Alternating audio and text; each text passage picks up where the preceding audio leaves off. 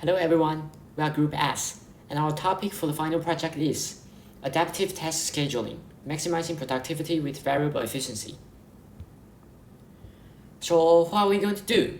Unlike machines, people get tired after completing a job and get better after break, and our project is designed for this kind of nature by considering the fact that people's efficiency after doing a job will change, including the effect of mood on the efficiency. We develop an adaptable scheduling program to maximize the productivity based on personal settings. If possible, we are going to compare the total value and schedule among different kinds of people. The problem defined is as following. In our model, we try our best to finish every released job on time. However, for a person, there are limited time and dynamic energy to finish the jobs. Thus, we are going to give an order or priority to the jobs. We assign every job a value and a penalty to illustrate how important a certain job is. For each job, it has a release date and a due date.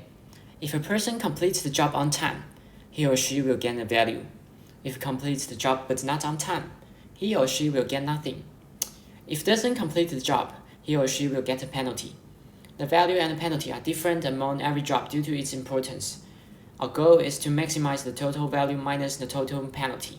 That is, to maximize our gain from the job scheduling. Given the job and its release date, one cannot do the job before its release date. Once it is released, it can be assigned to the schedule. Moreover, completing one job consumes energy. It is hard for one to keep the same efficiency when doing the jobs. Therefore, the efficiency will drop after the job is completed. But if the job is an entertaining one, the efficiency may increase. A person's mood also affects the efficiency. Mood may change day by day because it is the weekday or weekend, or depends on how many classes one needs to attend on that particular day. What's more, our group members all agree that there will be a boost of efficiency on the due date. Thus, if a job is assigned on the due date, the efficiency will increase. For example, suppose that the mood bonus for today is positive 0.2, and the due date boost is positive 0.6. The efficiency changes for job IJK are minus 0.7, minus 0.3, and minus 0.1, and the times needed to complete them when the efficiency is 1 are 6, 3, and 4 hours. Now we look at the chart on the right. The default efficiency on the new day is 1, and today's mood bonus is positive 0.2, so the efficiency becomes 1.2. And we do job I. We spend only 6 divided by 1.2, that is 5 hours to do job I, and the efficiency drops to 0.5. And we do job J. We spend 3 divided by 0.5, that is 6 hours to do job I, and the efficiency drops to 0.2. Last, we do job K, but today is the deadline for job K, so there is a due date boost. The efficiency increases from 0.2 to 0.8, and we spend 5 hours on job K, and that is a simple example. According to previous introductions, we can list some given variables. Like B is the efficiency boost when a job is assigned on the due date. H is the maximum time for doing job in a day. Blah blah blah, very many. We can see them in the next few pages. Their names are very straightforward, so we can just pass them and introduce them during the constraint. And here are some other variables. We denote efficiency as letter E. E will be reset to 1 at the beginning of each day. So let E0 be the initial status on each day, and suppose EJ be the efficiency of doing job J. Time J is the time required to complete job J with efficiency 1. And time J divided by EJ will be the real time we spend on job J. And there are some binary variables below. Let Xij equals to 1 if job J is assigned on day I. Yijk equals to 1 if job J is assigned before job K on day I. Bj equals to 1 if job J is assigned on the due date. Cj equals to 1 if job J is complete on time. Dj is equals to 1 if job J complete not on time. Finally, we complete the introductions of variable. Go ahead to our objective function. We want to maximize the total value of the jobs. There are 3 conditions. If we finish the job on time, we will get the value. If we finish the job not on time, we won't get the value and penalty. If we didn't finish the job, we will get the penalty. According to the definitions of CJ and DJ, CJ equals to 1 if we finish the job J on time. DJ equals to 1 if we finish the job not on time. So if we finish the job on time, then CJ equals to 1, DJ equals to 0. The total value will plus the value of the job. If we finish the job not on time, then CJ equals to 0 and DJ equals to 1. Then the total value won't change. If we didn't finish the job, then CJ and DJ are equals to 0. Then the total value will minus the penalty of the job. And there are some following constraints. We suppose that one job can assign in a day, and we may not complete all the jobs. So the summation of xij from I equals 1 to n must less than equal to 1. And we must start the job after its release date. So the summations of xij from I equals 1 to release date minus 1 must equals to 0. The next equation is the same as previous example, which we define our floating efficiency. And the summation of spending time of jobs in each day must less than equal to h, which is the maximized time for doing jobs in a day. The next page is going to talk about relation between x and y. The first two inequality is limit that only the job is assigned on the day I, that the job can be before or after another job. So xij and xik must greater than equal to yijk. The next two inequality is limit that if one of xij or xik equals to 0, then both yijk and yikj must be equals to 0. If both j and job j and job k assign on the same day I, exactly one yijk and yikj must be equals to 1. Job j cannot either assign before job I and after job I.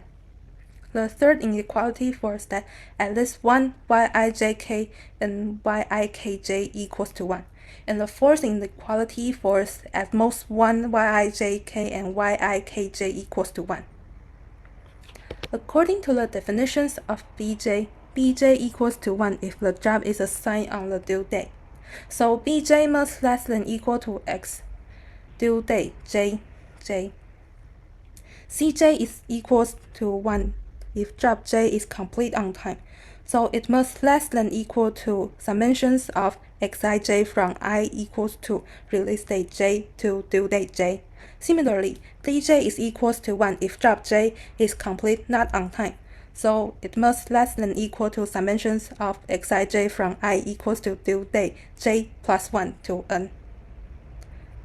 And those variables are always in the set of 0 and 1. According to this constraint, we can finally satisfy our definitions of binary variables. Okay, now I'm going to introduce our method to perform the analysis. We digitize subjective values and recognize the variability among individuals. Using programming techniques, we generate diverse data sets to simulate different perspectives. This digitalization streamlines analysis and enables personalized solutions. Our aim is to develop a Python program for a short-term planning model leveraging digitized data to provide insights and adaptable strategies. Our Python program for grouping are all the same as our objective values, objective function, and constraints we have mentioned just now.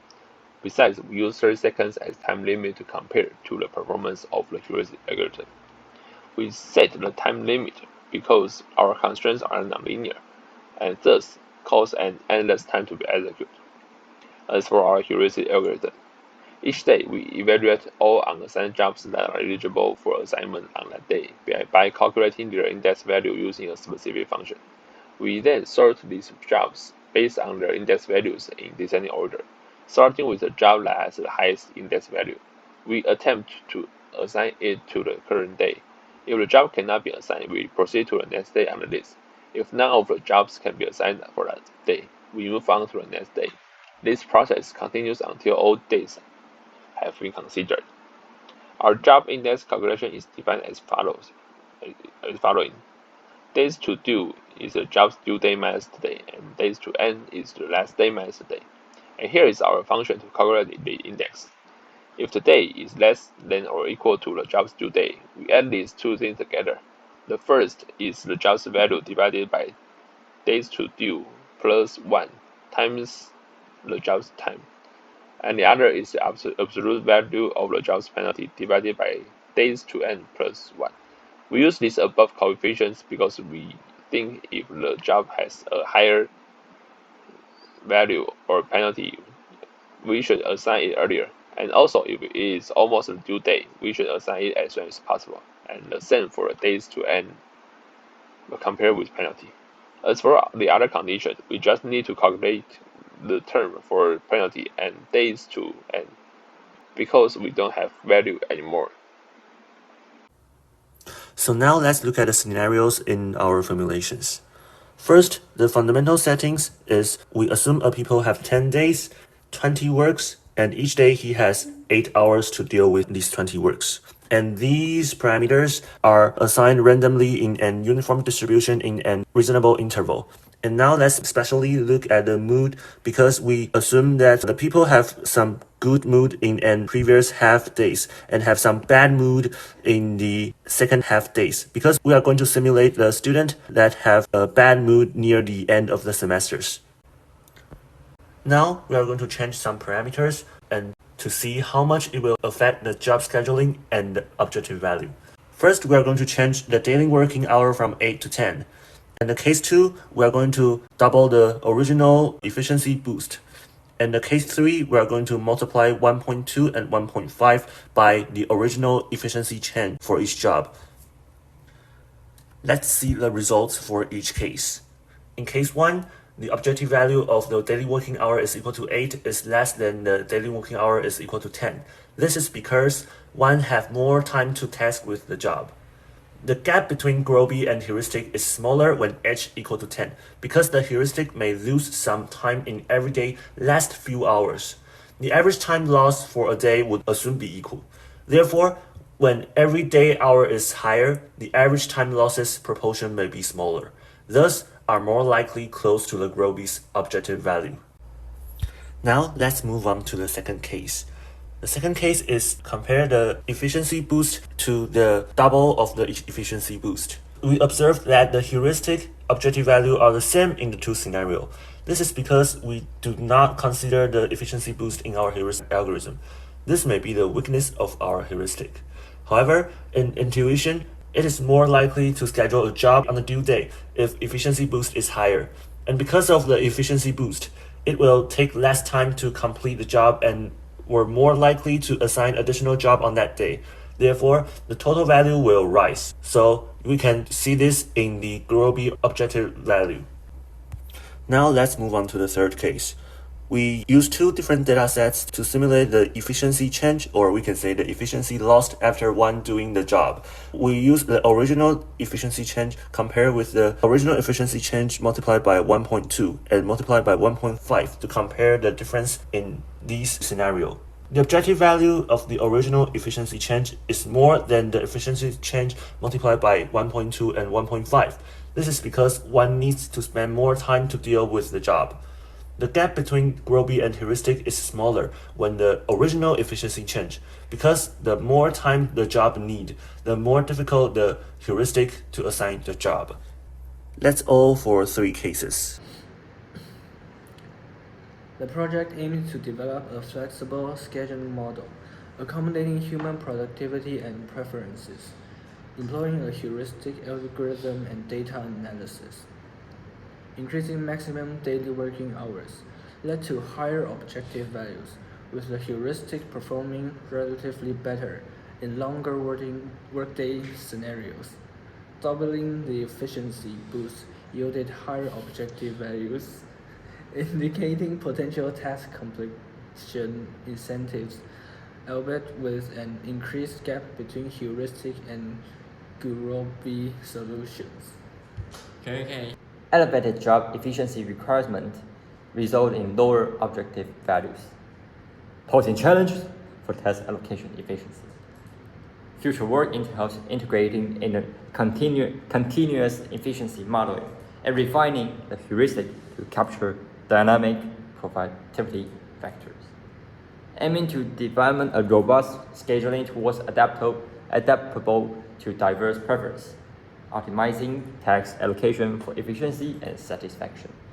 Crucially, enhancing the analysis to provide tailored scheduling suggestions for job assignments across different individuals will significantly improve the model's effectiveness.